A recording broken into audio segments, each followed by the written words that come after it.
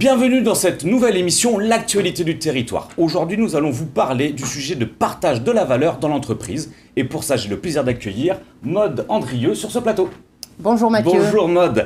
Alors Maude, déjà peut-on définir ce cadre? Qu'est-ce que le partage de la valeur dans l'entreprise? Alors le partage de la valeur existe déjà à travers la participation, l'intéressement, l'actionnariat gratuit, stock option et un certain nombre de dispositifs qui permettent déjà de partager la valeur dans l'entreprise, les bénéfices de l'entreprise et des résultats exceptionnels. Pourquoi aujourd'hui ce sujet est pleinement d'actualité? Parce qu'en novembre 2023, une loi a été adoptée, c'est une loi de transposition de l'accord national interprofessionnel signé par les partenaires sociaux qui ont voulu aller beaucoup plus loin dans les dispositifs existants et surtout les démocratiser dans un certain nombre d'entreprises dans lesquelles ils ne sont pas appliqués. On a fait le constat d'une part d'un marché du travail très en tension, de la difficulté à recruter donc un certain nombre de salariés, mais tous secteurs confondus aujourd'hui, de la difficulté de pérenniser les emplois et donc de garder les salariés dans l'entreprise. Et donc, fort de ce constat, il a été effectivement décidé de faire évoluer le partage de la valeur en créant des dispositifs, en les dupliquant dans des entreprises dans lesquelles ça n'était pas appliqué, pour justement inciter les entreprises, enfin, justement pouvoir faire participer les salariés les collaborateurs directement au résultat de l'entreprise et redonner une sorte de sens au travail et donc de revenir sur la valeur travail et que les salariés se sentent totalement impliqués et veuillent rester davantage dans les entreprises. Et soutenir cette marque employeur dont on parle tellement, on a déjà fait des émissions sur ce sujet. Maude, nous sommes en juin 2024, la loi évolue. Est-ce que vous pouvez nous faire une mise à jour? Alors, juin 2024, oui, on va parler tout à l'heure d'une disposition qui est obligatoire avant le 30 juin 2024. Avant, je vais essayer, pour que le propos soit un peu plus clair pour nos adhérents et toutes les personnes qui vont nous regarder, d'essayer de présenter le dispositif légal et les grandes lignes, parce que je ne vais pas aller sur l'actionnariat gratuit, ça va devenir trop complexe. Et puis, l'idée, c'est que l'information puisse convenir au plus grand nombre. C'est quels sont les nouveaux dispositifs applicables aux moins de 50 salariés et son importance. Et puis, après, voir les obligations et les nouveaux dispositifs sur les plus de 50 salariés et toutes les entreprises. Ok, le cadre est posé, Maude. Concrètement, quels sont les points de vigilance? Commençons par les entreprises de moins de 50 salariés, par exemple.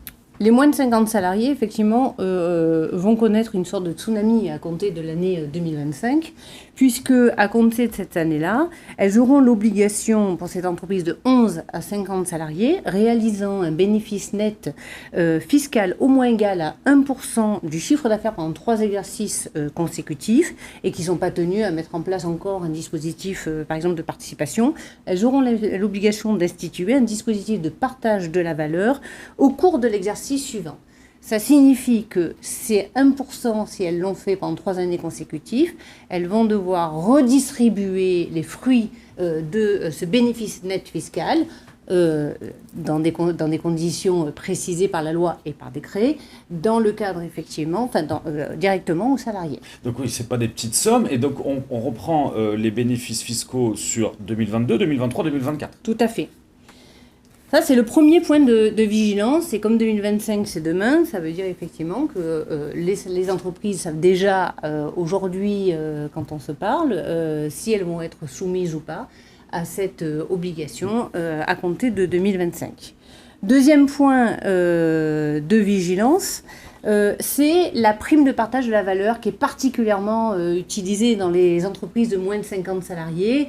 L'URSSAF avait publié des chiffres en 2023 expliquant que sur 2022, ça avait atteint 4 milliards, ça représentait 4 milliards d'euros. 5 millions de collaborateurs. Voilà, je crois, exactement. Ouais. Et donc ces chiffres-là, cette prime-là, elle est particulièrement significative pour les moins de 50 salariés. Et pourquoi elle est très usitée? C'est parce que c'est facile d'application. La modalité de mise en place est très facile et aussi un dispositif incitatif fiscal et social très encourageant et très avantageux. Ce qui est prévu, c'est que les exonérations vont être reconduites. Alors, je ne vais pas rentrer dans les détails du versement jusqu'à 3 000 ou 6 000, puis ça pourrait être fait sur deux primes par an, et également Chacun, fractionné c'est quelque par chose trimestre, adaptable en exactement, tout à fonction, fait d'accord, il y a une adaptable. agilité. Et ça va être, les exonérations vont être reconduites jusqu'en 2027. 2027, donc ça c'est pour les moins de 50 salariés. Pour les plus de 50, Et pour maintenant. les plus de 50, en fait, les exonérations ne vont plus effectivement perdurer, sauf si la prime est versée sur un dispositif d'épargne salariale, d'épargne retraite, etc. D'accord. D'autres points de vigilance pour les entreprises de plus de 50 salariés qui peuvent nous regarder? Oui, alors un point de vigilance très très important, c'est que alors ces entreprises-là, quand elles ont effectivement 50 salariés, elles sont déjà soumises à une obligation qui est l'obligation de mettre en place la participation. Elles vont avoir une nouvelle obligation, c'est de faire participer, de négocier sur un résultat exceptionnel. Cette obligation de négociation, c'est l'échéance est demain, puisque c'est le 30 juin 2024. Et l'obligation de négociation, ça va être sur qu'est-ce qu'on entend par bénéfice exceptionnel de son bénéfice, les modalités du partage de la valeur, et toutes les entreprises qui ont plus de 50 salariés vont devoir négocier. Alors, quand on dit en droit du travail négocier, c'est l'obligation d'entamer des négociations, c'est pas l'obligation de conclure un accord. Mais au 30 juin, il faut que les entreprises aient eu effectivement tenté. Ça veut dire que ça concerne aussi les entreprises qui ont des délégués syndicaux, ou plusieurs délégués syndicaux dans un cadre assez normé.